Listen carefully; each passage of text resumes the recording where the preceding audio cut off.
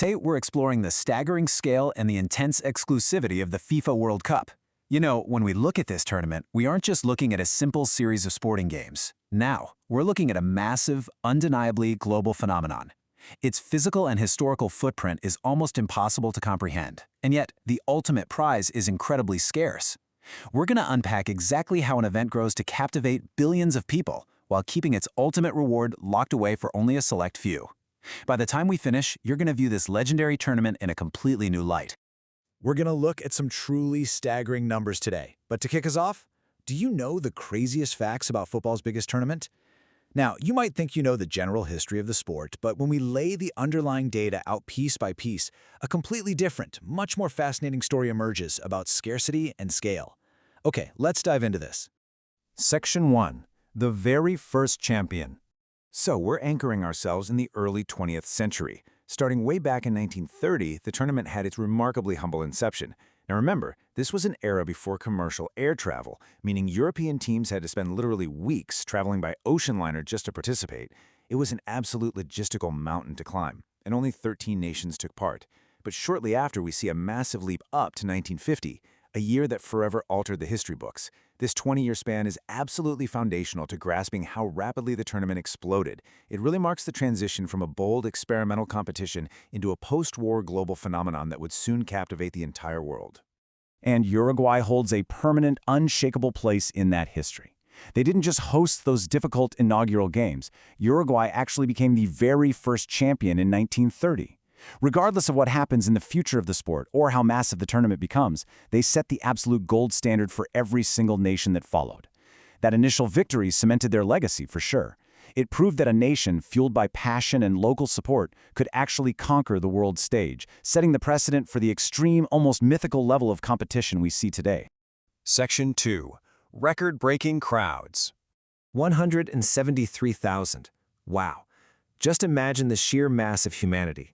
During the 1950 World Cup, over 173,000 fans packed into a single stadium. I mean, think about the logistics of that moment for a second. This was way before modern crowd control, before digital ticketing, and definitely before all-seater stadiums. The immense weight, the deafening roar, the shared, concentrated energy of that many people gathered to watch a single match of football.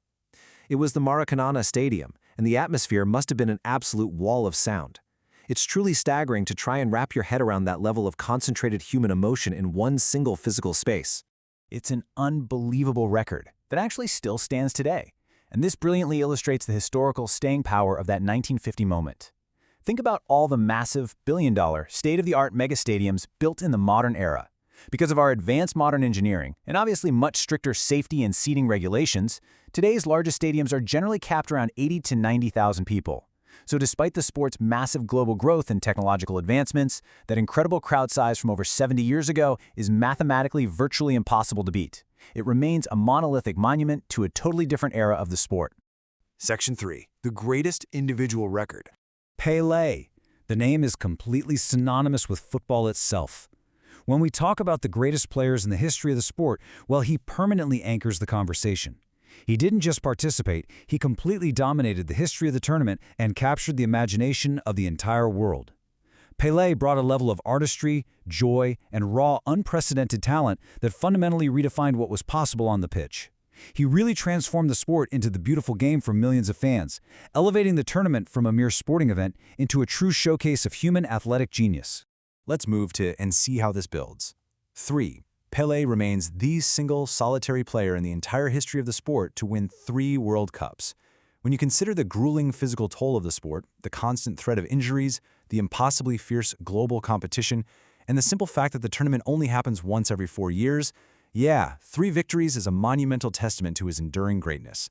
It requires not just being the best in the world for one magical summer, but actually maintaining that impossible peak across 12 years and multiple generations of players. Section 4. Football's most exclusive club. Brazil is the most successful nation ever, having won the tournament 5 separate times. Now, what's really interesting about this is the sheer dominance it represents. Securing 5 World Cup trophies elevates them to an elite status that literally no other country has ever touched. They are the undeniable gold standard of consistent generational success on the world stage. Because, to win 5 times means your footballing culture is capable of producing not just one lucky golden generation, but an ongoing, relentless assembly line of world-class talent decade after decade. But here's where we get to the absolute craziest fact of all.